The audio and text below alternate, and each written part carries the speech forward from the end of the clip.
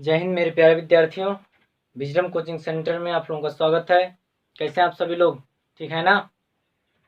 आइए, आज हम लोग पढ़ रहे हैं कक्षा 9 के लिए, और कक्षा 9 में हम लोग पढ़ रहे हैं डॉक्टर मनोहर रे की बुक, और उसमें चल रहा है पाठ 2 चरों वाले रैखिक समीकरण यानी प्रश्नावली 4.2। इसमें का 6 सवाल हम लोगों ने पढ़ लिया है। 7वां सवाल पढ़ेंगे। 7वां सवाल बड़ा है थोड़ा सा।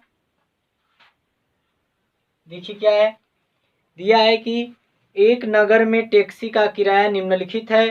पहले किलोमीटर का किराया 8 रुपया है। पहले किलोमीटर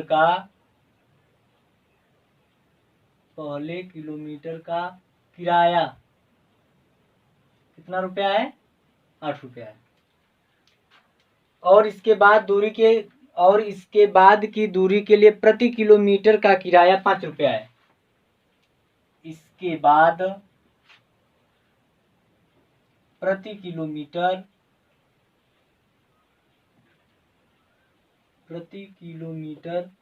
का किराया 5 रुपये है। तो पूछ रहा है कि यदि तय की गई दूरी x किलोमीटर, तय की गई दूरी x किलोमीटर हो, कुल किराया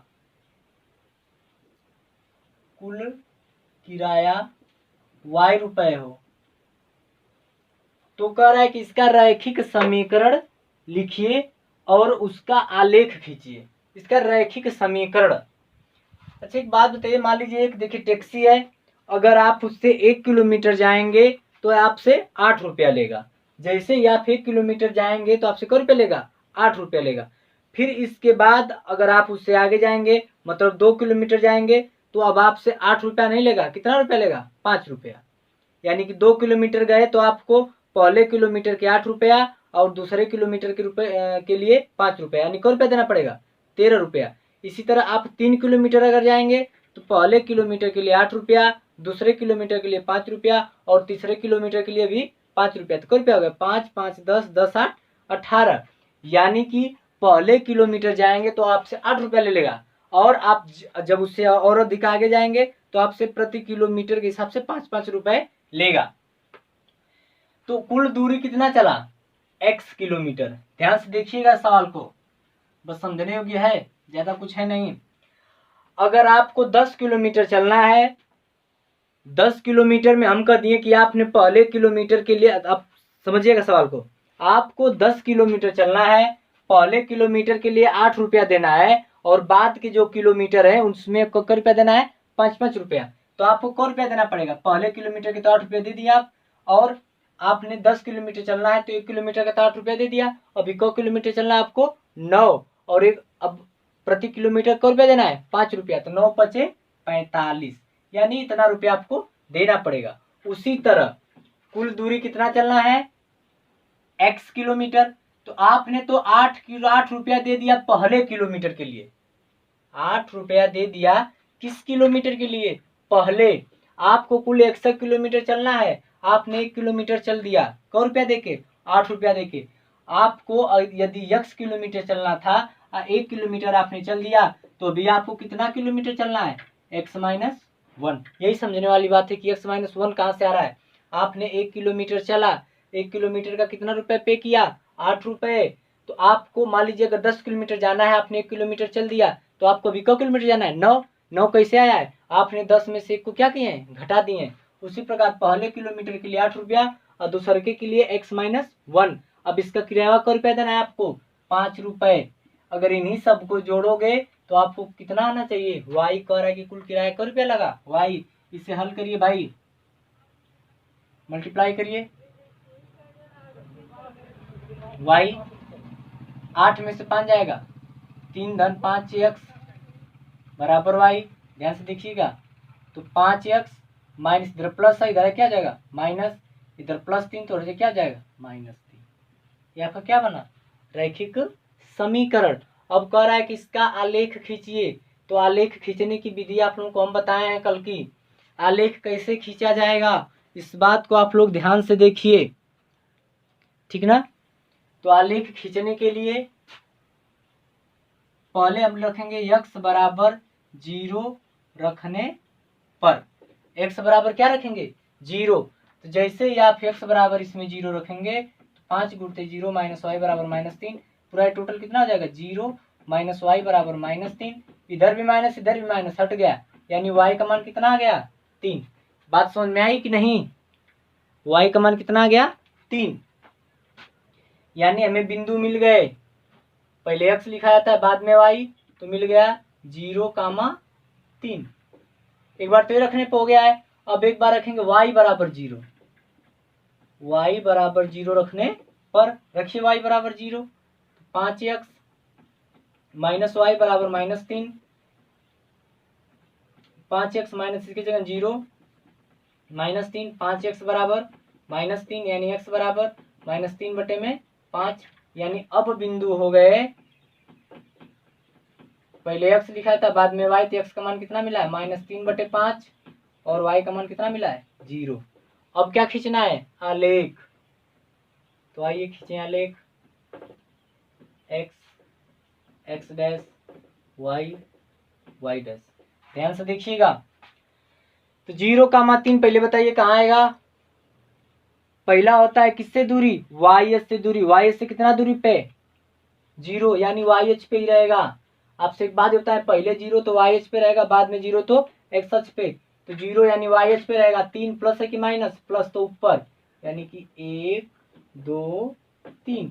यहाँ पे मान लीजिए हमारा बिंदु है 0,3 और दूसरा का बिंदु -3 बटे 5, तो माइनस में है यानी बाद में 0 है, तो XH पे होगा -3 बटे 5। ये बताइए 1 से छोटा है कि बड़ा, छोटा है 1 से, -3 बटे 5 -1 से क्या है छोटा है, यानी माइनस में तो हम इधर चलेंगे क्योंकि इधर प्लस होता है इधर माइनस, तो 1 2 3, लेकिन हमें -3 बटे 5। अब देखिए घबराएगा, -3 बटे 5 बताइए ये 1 से छोटा है कि बड़ा, छोटा ना है, यानी कि इसी में कहीं रहेगा वो, यानी यहीं पे हो जाएगा।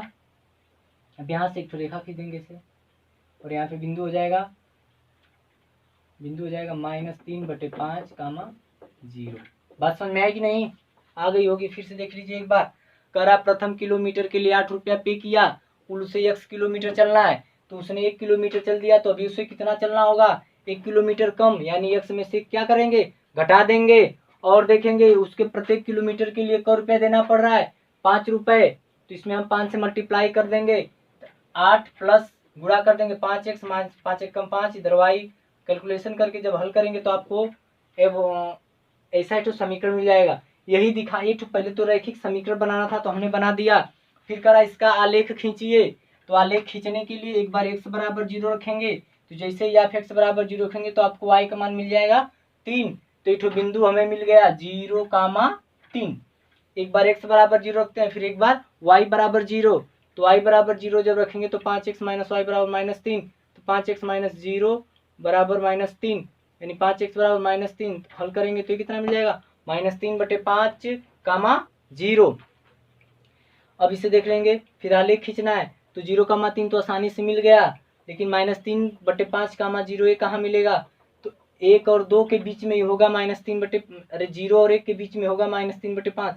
हम बस अंदाज बस यहीं पर लगा देंगे, 3 बटे -5 आपका ही सही हो जाएगा, कामा 0, यानी फिर इसको हम खींच देंगे। बात समझ में आई ना, आ गई होगी, ठीक कर लीजिए।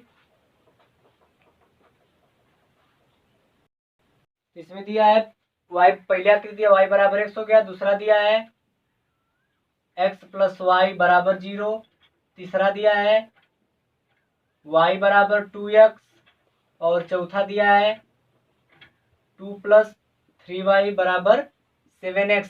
दूसरे आकृति के लिए दिया है, दूसरे आकृति के लिए पहला दिया है y बराबर x प्लस 2, दूसरा दिया है y बराबर x माइनस 2, तीसरा दिया है y बराबर -x प्लस 2 और चौथा दिया है x प्लस 2y बराबर 6।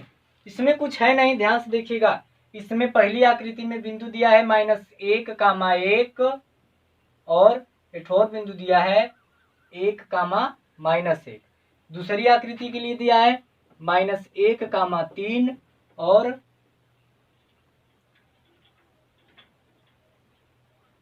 और दिया है 2 कामा 0। समझिएगा इस बात को, यानी पहला x का मान है, दूसरा y का मान। सब में रखिए, जिसमें इसका रिजल्ट मतलब दोनों पक्ष बराबर हो जाएंगे वही वाला विकल्प क्या होगा, सही होगा। तो आइए हम इसमें पहले में रख रहे हैं, पहले तो y बराबर x है ना, तो इधर y का मान यदि हम 1 रख दें तो x का मान -1। बताओ ये संतुष्ट कर रहा है, नहीं कर रहा है। दूसरे में आइए, दूसरे में देख रहे हैं कि x प्लस वाई बराबर 0, x का मान -1 और y का मान +1 बराबर 0। हाँ ये तो हो गया, 0 आ गया, इधर भी 0 आ गया, इधर भी, यानी पहले वाले के लिए दूसरा विकल्प सही होगा। इसमें देखिए, इसमें कौन सा हो रहा है, y बराबर पहला है, y बराबर x प्लस 2, तो y तो ए x का मान है और एक किसका मान है, y का, तो y का मान 3 और इसका मान -1 + 2 यानी कि 3 बराबर करिए तो 2 घटाएंगे तो 1 आ जाएगा। संतुष्ट कर रहा है, नहीं कर रहा है। दूसरे में आइए देख रहे हैं, दूसरा वाला संतुष्ट कर रहा है कि नहीं। y बराबर x - 2, तो y का मान 3 है, x का मान -1 और इसका मान -2 यानी कि 3 बराबर -3। ये संतुष्ट कर रहा है, नहीं कर रहा है। तीसरा देख लीजिए, तीसरा संतुष्ट कर रहा है कि नहीं। y बराबर -x + 2 यानी y का मान 3 बराबर -x यानी -1 + 2। देखो अब यहाँ पे देखिए, -1 तो पहले ही से है, लेकिन x का मान भी कितना है, माइनस है, तो 3 बराबर -1 + 2 यानी कि x बराबर 3 बराबर कितना हो गया, 3। 3 बराबर कितना हो गया, 3। इस समीकरण को संतुष्ट कर रहा है कि नहीं, नहीं दिख रहा है ना। फिर से देख लीजिए इसको, इस बात को हम यहाँ लिख दे रहे हैं। यहाँ पे देखिए, इधर भी 3 हो गया और इधर भी 3, यानी कि इसके लिए कौन सा सही होगा, तीसरा। फिर से देख लीजिए इस सवाल, कुछ दम नहीं है इसमें। कह रहा था कि चित्र को देख करके बताइए कि कौन किसके विकल्प को संतुष्ट कर रहा है, कौन सा विकल्प सही होगा। तो इसमें दिया था, पहला बिंदु ए दिया था और दूसरा बिंदु ए दिया है, चित्र में आप लोग देख लेंगे। और तो इसमें हम देखेंगे सबको, x का मान y का मान, फिर x का मान y का मान रखेंगे सब में, जिसमें दोनों समीकरण संतुष्ट करेंगे वही वाला विकल्प क्या होगा, सही होगा। तो हमने इसमें रखा है तो 1 -1 नहीं हुआ, x + y यानी -1 + 1 करें तो 0 मिल गया। जब 0 मिल गया तो ये संतुष्ट हो जाएगा। दूसरे के लिए, दूसरे चित्र के लिए हम यहाँ पे देखेंगे -1 का मान 3 और 2 का मान 0 रखेंगे तो नहीं संतुष्ट करेगा भाई। देख लीजिए रख के आप लोग, सब में रखेंगे, इसमें नहीं होगा, इसमें भी नहीं होगा, लेकिन इसमें रखेंगे तो देखेंगे दोनों पक्ष क्या हो रहा है, संतुष्ट हो रहा है। इसलिए यही वाला विकल्प क्या होगा, सही होगा। बात समझ में आई ना। चलिए मिटा दे रहे हैं। तब दिक्कत हो, कहीं भी समस्या हो तो कमेंट करके पूछेंगे कि मैं नहीं आ रहा है। आप लोग तो पूछते भी नहीं भाई, इसका मतलब हमें लगता है कि हम समझा ले रहे हैं क्या बढ़िया से। ठीक है, तब समझ में आ जा रही तो बहुत अच्छी बात है। सवाल नंबर 9 पढ़ रहे हैं, आप लोग ध्यान दीजिएगा। एक अचर बल लगाने पर एक पिंड द्वारा किया गया कार्य पिंड द्वारा तय की गई दूरी के अनुक्रमानुपाती है। इस कथन को 2 चरों वाले रैखिक समीकरण के रूप में व्यक्त कीजिए और अचर बल 5 मात्रक लेकर इसका आलेख खींचिए। यदि पिंड द्वारा तय की गई दूरी पहला 2 मात्रक हो, दूसरा 0 मात्रक है तो आलेख खींचिए। यही है ना। आइए आप लोग थोड़ा सा 8 में चलेंगे, 8 में चलेंगे भौतिक विज्ञान में। भौतिक विज्ञान में फार्मूला होता है W बराबर F × S, जहाँ W होता है कार्य, F होता है बल और S होता है दूरी। ये पढ़े होंगे आप लोग, W बराबर FS, या 9th में यदि विज्ञान पढ़ा दिया गया होगा तो उसमें आप लोग पढ़े होंगे W बराबर FS, ठीक है ना। तो कह रहा है कि अचर बल 5 है। अचर बल कितना है, 5। अब देखिए हम लोग मान ले रहे हैं W बराबर Y, W बराबर क्या मान लेंगे, Y, और S बराबर मान ले रहे हैं X। कोई दिक्कत नहीं।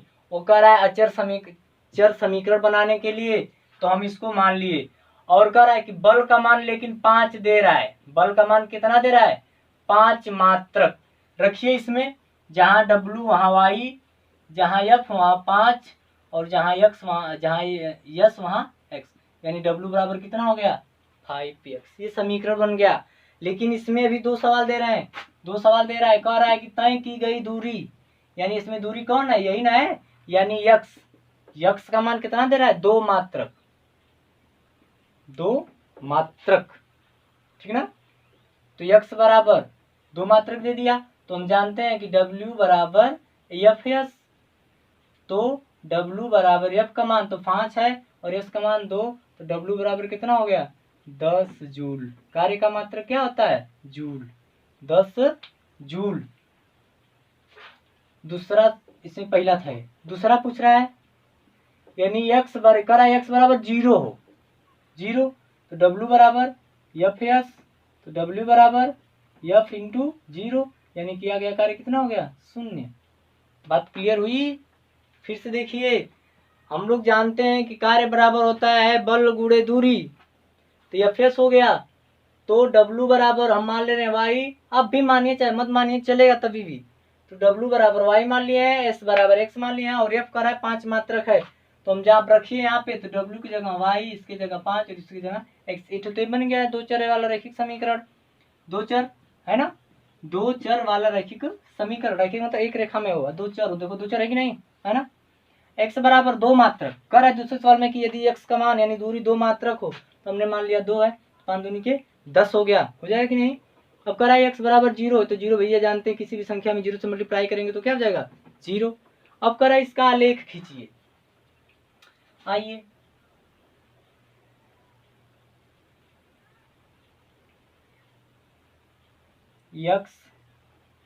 x डैश y डैश, तो इसके लिए बना लीजिए x डैश y डैश। बात समझ में आ रही है? दिख रहा है कि नहीं सही से? शायद ये ना दिख रहा हो आप लोगों को। y डैश दिख रहा है? दिख रहा है भाई। तो हम जानते हैं कि W बराबर क्या होता है? F S. हमने एफ की जगह 5 रख दिए हैं, तो y का मान हमें मिल गया 5x, और दूसरा इसमें दिया था कि x बराबर कितना हो? 2 मात्रक हो, तब कैसे लगेगा? अब हम क्या करेंगे, अब इसे संतुष्ट करवाएंगे कि कैसे संतुष्ट होगा, ठीक ना।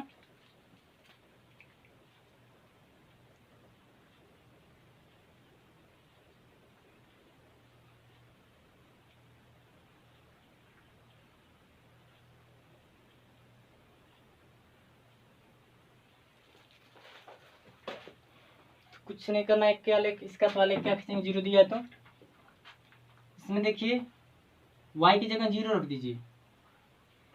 पहले हम रखेंगे x बराबर 0, x बराबर 0। जब यहाँ पे x बराबर 0 आप रखेंगे, x बराबर क्या रख दिए? 0, तो y का मान भी कितना मिल जाएगा? 0 ना। किस पे संतुष्ट करेगा ये? ध्यान दीजिएगा, अगर यहाँ पे हम y की जगह 5 रख दें और x की जगह क्या रख दें? 1, संतुष्ट कर देगा ना? कर लेगा। और कोई बताइए, y की जगह -5 रख दें और x की जगह -1 रख दें, भी संतुष्ट करेगा। तभी समझा रहे हैं कैसे हो रहा है। अब 5 का मान कहाँ मिलेगा? पहले x लिखा जाएगा, y से दूरी 1 हो गया, 2 3 4 5 और 5 यहाँ पे हो गया, मान लीजिए 5 1 का 5। दूसरा x से -1 और 5 1 2 3 4 5 लगभग यहाँ पे, यानी यहाँ पे हो गया -1 का -5। ऐसे बात को समझिए ध्यान से। हम जानते हैं कि W बराबर एफ एस होता है, W की जगह y रख देंगे, S की जगह x रख देंगे, F की जगह 5 दिया है, तो y बराबर 5x। पहला कह रहा है कि जब दो चले हो, 2 मात्रक चली गई हो दूरी, तो जहाँ पे x वहाँ पे क्या रख देंगे? 2, तो हमें मिल जाएगा डब्ल्यू का मान 10। अब कह रहा है दूसरे सवाल में कि 0 मीटर चला हो, तो जब 0 मीटर चलेंगे तो यहाँ पे 0 हो जाएगा, तो 5, तो एफ में 0 से गुणा करेंगे तो 0। अब कह रहा है कि इसका आलेख खींचिए, तो आलेख भैया देखिए कैसे खींचा जाएगा। अब इसे हमें समीकरण दोनों पलरों को बराबर करना है, तो दोनों पलरों को बराबर करने के लिए y की जगह अगर आप 5 रख दें और x की जगह 1 रख दें, y की जगह 5 रख दें और x की जगह 1 रख दें, तो देखिए 5 बराबर 5 हो गया कि नहीं, यानी इससे संतुष्ट कर रहा है कि नहीं। यानी एक बिंदु हमें मिल गया 5, y का मान 5 और x का मान 1, और दूसरा इसी का माइनस वाला मिल जाएगा। अगर आप माइनस लगा देंगे, यहाँ पे माइनस, यहाँ भी माइनस, यहाँ माइनस और यहाँ माइनस, देखिए दोनों संतुष्ट है ना। जब दोनों संतुष्ट है तो दोनों को खोज करके रख दीजिए। तो रखना जानते हैं आप लोग कि x हो गया, y हो गया, यानी 1,5 कहाँ होगा और -1,5 कहाँ होगा, जहाँ जहाँ होगा फिर इसे क्या करेंगे, एक आलेख खींच लेंगे, ये आपका रिजल्ट होगा। बात समझ में आई? चलिए मिटा दे रहे हैं।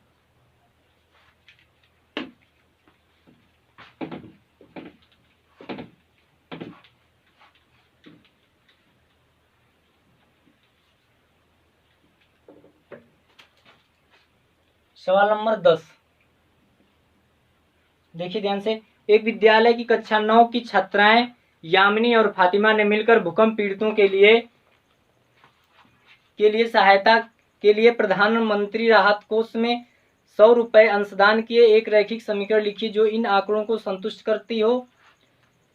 आप उनका अंशदान x रुपए और y रुपए मान सकते हैं। इस समीकरण का आलेख खींचिए। कक्षा 9 की आप ही लोग कक्षाएं की 2 लड़कियां हैं, यामिनी और फातिमा। यामिनी और फातिमा है, इन्होंने भूकंप पीड़ितों के लिए 100 रुपया दान किया प्रधानमंत्री राहत कोष में। जैसे इस टाइम सभी लोग कर रहे हैं दान ना प्रधानमंत्री राहत कोष में कोरोना वायरस के चलते, उसी प्रकार दोनों लड़कियां, दोनों ने अंशदान किया। कितना? फातिमा को कह रहा है कि आप x रुपये मान लीजिए। फातिमा ने x रुपया दिया और यामिनी ने x रुपया दिया और फातिमा ने y रुपया। और दोनों ने मिलकर, यानी कि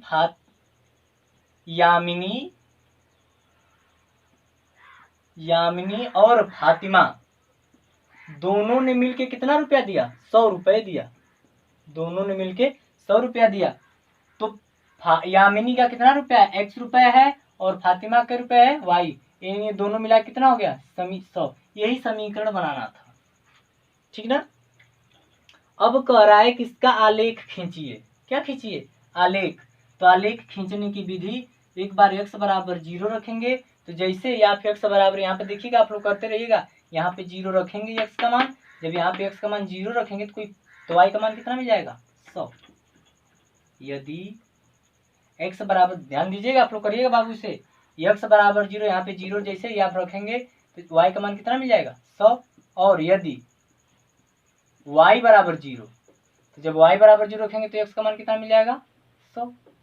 अब आइए ग्राफ खींच रहे हैं हम लोग। x डैश y डैश, ठीक ना। देखिए कैसे ग्राफ बनता है।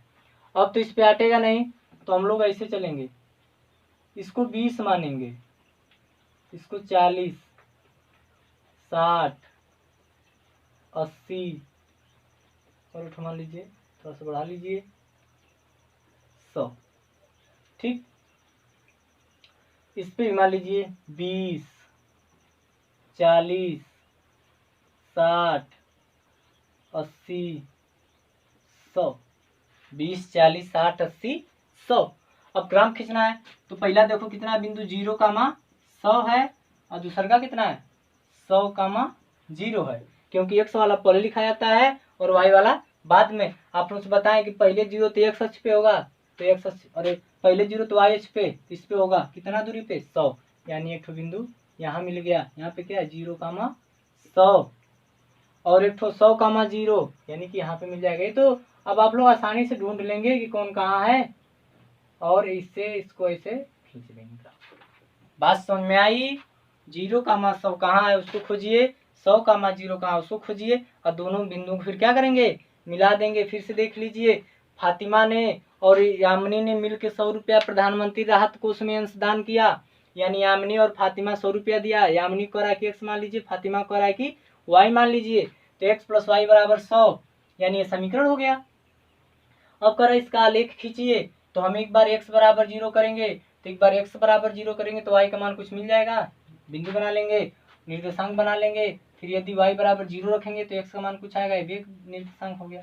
अब इन तीनों निर्देशांक को खोजिए कहाँ पे हैं, हमने 20 से 40 60 80 1 2 3 4 लिखेंगे, मिलवे नहीं करेगा भाई, कहाँ तक पहुँच जाएगा वो, तो हम लोग ये अनुमान लगा कि 10 20 30 40 50 भी कर सकते हैं, या 23 करना है तो 20 40 60 80 100, तो 100 100 मिल गया, तो दोनों क्या करेंगे, मिला देंगे, वही आपका हो जाएगा।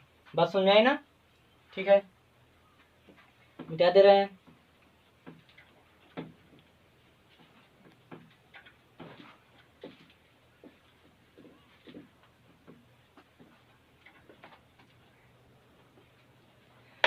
आइए अब इसमें का इस प्रश्नावली का लास्ट सवाल है 11 नंबर। दिया अमेरिका और कनाडा जैसे देशों तापमान फ़ारेनहाइट में मापा जाता है, जबकि भारत जैसे देश के तापमान में सेल्सियस मापा जाता है। यदि फ़ारेनहाइट को सेल्सियस के में रूपांतरित करने वाला एक रैखिक समीकरण दिया गया है, एक रैखिक समीकरण दिया गया है, F बराबर 9/5 C प्लस 32, ये दिया गया है। अब इसमें 3-4 सवाल है। तो पहला सवाल दिया है कि सेल्सियस को x अक्ष और फ़ारेनहाइट को y अक्ष मानकर ऊपर दिए गए समीकरण का आलेख खींचिए। कह रहा है कि फ़ारेनहाइट, ये फ़ारेनहाइट है, इसको x अक्ष करा है कि F बराबर x और C बराबर y मानने के लिए करा है। तो मान लीजिए x बराबर 9/5 C प्लस 32, इधर मल्टीप्लाई करेगा 5x, इसमें हो जाए, यहाँ पे हो जाएगा 5x, नहीं गलत हो जाएगा, अभी कैसे मल्टीप्लाई करेगा, x इधर प्लस 32, इधर क्या आ जाएगा माइनस 32 बराबर 9/5 C। अब करेगा पूरा, इसमें करिए 5x माइनस 32 5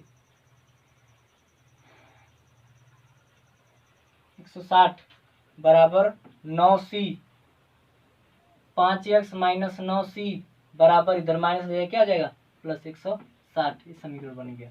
इस समीकरण आलेख, अब कह रहा है कि इसका आलेख खींचिए। सी को y मानने के लिए करा था ना, माने नहीं हम, गलती हो गया, बना लेंगे y। ठीक, अब कर आलेख खींचिए, तो आलेख खींचने के लिए जानते हैं एक बार x बराबर 0, x बराबर, जैसे ही आलेख की बात करें तो x बराबर 0, पूरा टोटल कितना हो जाएगा 0, यानी कि 5x माइनस 9y बराबर 160। तो ये तो पूरा, जब यहाँ पे 0 रखेंगे तो पूरा क्या हो जाएगा 0 माइनस 9y बराबर 160, तो y बराबर 160 बटे में माइनस 9 हो जाएगा कि नहीं इतना, ये तो आएगा y का मान। इसको पॉइंट में चेंज कर लीजिए, आसानी रहेगी। y बराबर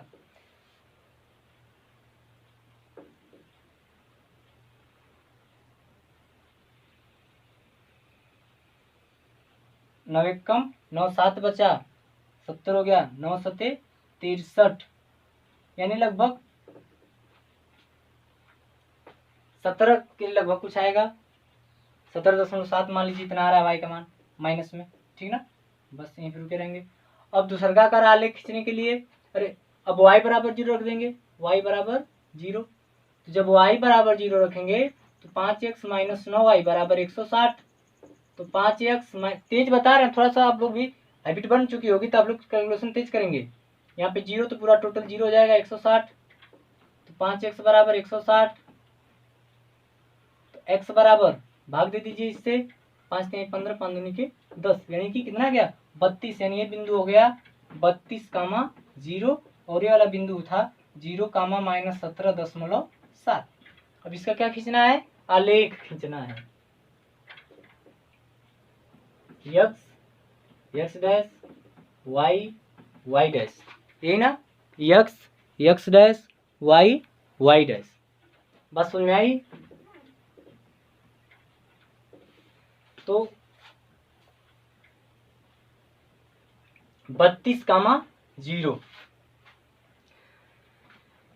हम 8 का मान ले रहे हैं, ये 8 है, ये 16 है, और ये रुक जाइए, 8 का नहीं भाई,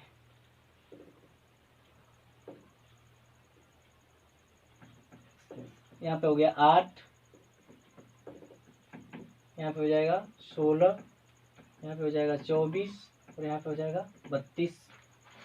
और इसमें 0 का -17, -17 कहाँ आएगा? नीचे के ऊपर, नीचे आएगा। तो आ गया 8, फिर हो गया 16, फिर हो गया 24। देखिए ध्यान से कैसे आलेख खींचा 0 का -17 कहाँ जाएगा? 0 का -17, तो 0 पहले है, वाई एच पे होगा, -17 नीचे आएगा। या तो 8 हो गया, 16 हो गया, 17 लगभग यहीं पे होगा कि नहीं होगा ना? यहीं पे, यानी यहीं पे हमारा बिंदु हो गया 0 -17.7। और दूसर का दे रहा है 32,0, यानी 32 इस पे यहाँ पे हो गया, यानी कि 32,0। अब इसी से हो करके हमें क्या खींचेंगे? रेखा खींचेंगे।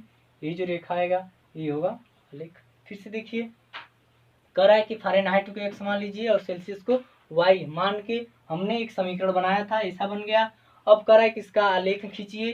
तो आलेख खींचने के लिए आलेख इसको कैलकुलेशन कर लेंगे ना, इजी है। कह रहा है आलेख खींचिए तो x बराबर 0 रखेंगे, जहाँ पे x वहाँ पे 0 रखें, तो y का मान हमें इतना मिला था। हम इसे पॉइंट में चेंज करें तो आसानी हो जाएगी हमें प्रदर्शित करने में आलेख चतुर्थांश में। फिर एक बार y बराबर 0 रखे तो ऐसा मिल जाएगा। अब तो इसको तो आप लोग खोजना जानते ही हैं कि ये कहाँ होगा और ये कहाँ होगा। इन दोनों को ढूंढ करके ग्राफ होगा तो उससे और बढ़िया से मिलेगा। फिर ये तो क्या खींच लेंगे? आलेख खींच लेंगे। समझ में आ रही होगी बात बाबू? ठीक ना?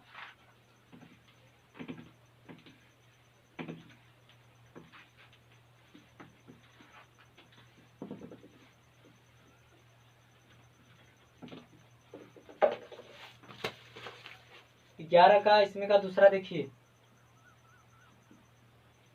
कह रहा है कि यदि तापमान 30 डिग्री हो, यदि तापमान यानी सेल्सियस 30 डिग्री सेल्सियस हो, टेम्परेचर कितना हो? 30 डिग्री सेल्सियस हो, तो फ़ारेनहाइट में इसका मान क्या होगा? तो हम फार्मूला जानते हैं, अब जो दिया था 5/9/5 C प्लस 32 है ना। तो F बराबर, हमें F ज्ञात ही करना है, 9/5, जहाँ पे C है वहाँ पे क्या रख देंगे? दिया है 30 प्लस 32। तो F बराबर 5 छका 30, 6 9 54 प्लस 32, यानी F बराबर 686। यानी कि यदि टेम्परेचर 30 डिग्री हो तो फ़ारेनहाइट में उसका मान कितना हो जाएगा? 86। इसी तरह दे रहा है कि यदि 95 तापमान 95 फ़ारेनहाइट हो तो सेल्सियस में तापमान क्या होगा? कर लेंगे कि नहीं? अब तापमान यानी कि अब इसका मान दे रहा है। दूसरा सवाल है, तीसरा है कि F बराबर दे रहा है 95 डिग्री फ़ारेनहाइट। अब इसका C निकालना है तो निकाल लेंगे ना, निकल जाना चाहिए इस फार्मूले से। ठीक, जहाँ पे F है वहाँ पे क्या रख देंगे? 95 कैलकुलेशन करके पक्षांतर करके हल करेंगे तो आपको C का मान जो निकलेगा वही सेल्सियस में होगा। चौथा सवाल है, यदि तापमान 0 डिग्री सेल्सियस है तो फ़ारेनहाइट में इसका मान क्या होगा? इसको भी आप लोग ही करेंगे। कह रहा है कि तापमान 0 डिग्री सेल्सियस हो, चौथा सवाल कह रहा है कि तापमान 0 डिग्री सेल्सियस हो, यानी कि 0 डिग्री सेल्सियस। अब सेल्सियस में यहाँ पे 0 डिग्री रख देना तो फ़ारेनहाइट में मान इसका 32 हो जाएगा। कह रहा है कि यदि अगर फ़ारेनहाइट 0 हो तो फ़ारेनहाइट को 0 कर देना, इसको 0 कर देना, तब C का मान निकालना। करेंगे आप लोग, ठीक ना? बताएंगे नहीं इसको 4 नंबर तक। पाँचवा, क्या ऐसा कोई तापमान है जो फ़ारेनहाइट और सेल्सियस दोनों के लिए संख्यात्मक समान है? यदि हाँ तो उसे ज्ञात कीजिए। ये देखो है बढ़िया।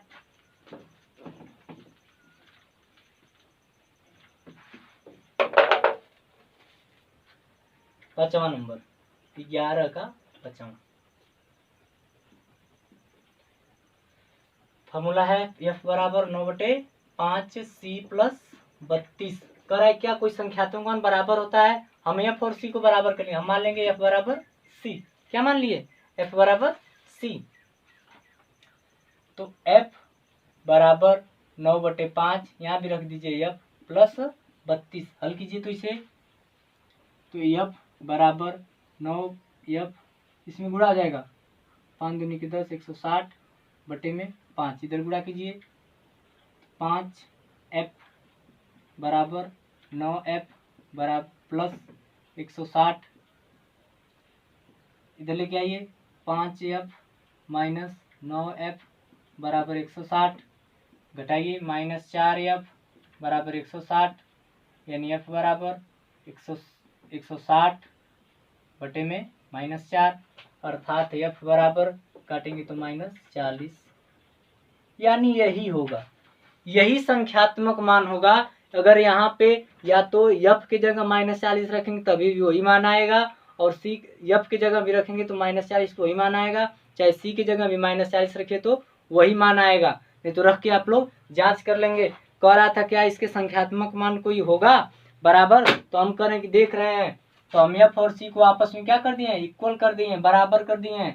f बराबर जहाँ पे c था वहाँ पे f रख दिया, इसके नीचे कुछ नहीं तो एक, इसका दोनों का लसा 5, 9f 5 गुणा करेंगे 160, 5 का गुणा इसमें हो गया 5f, इधर आएगा तो माइनस, घटाएंगे तो -4 गुणा इधर आके भाग करेगा, f का मान कितना गया -40, यानी यही एक संख्यात्मक मान है जो दोनों के लिए क्या होगा, बराबर होगा। समझ में आ गया होगा ना। तो कैसी लगी आज की हमारी वीडियो, कहीं कोई दिक्कत कहीं कोई परेशानी हो तो हमें कमेंट करके ज़रूर बताएंगे, मैं उस कमी को दूर करने का प्रयास करूंगा, ठीक है ना। और बढ़िया से पढ़िए, मन लगा करके पढ़िए कि हर सवाल आप लोगों का आ जाए। और खुशी की बात है कि आप लोगों का प्रश्नावली 4 खत्म हो चुकी है, प्रश्नावली 4 क्या हो गई, समाप्त हो गई। अब अगली प्रश्नावली के लिए हम अगले दिन मिलेंगे अगली वीडियो के साथ, और बढ़िया से पढ़ाने का प्रयास कर रहे हैं, ठीक है ना। तो आज के लिए बस इतना ही। जय हिंद, जय भारत।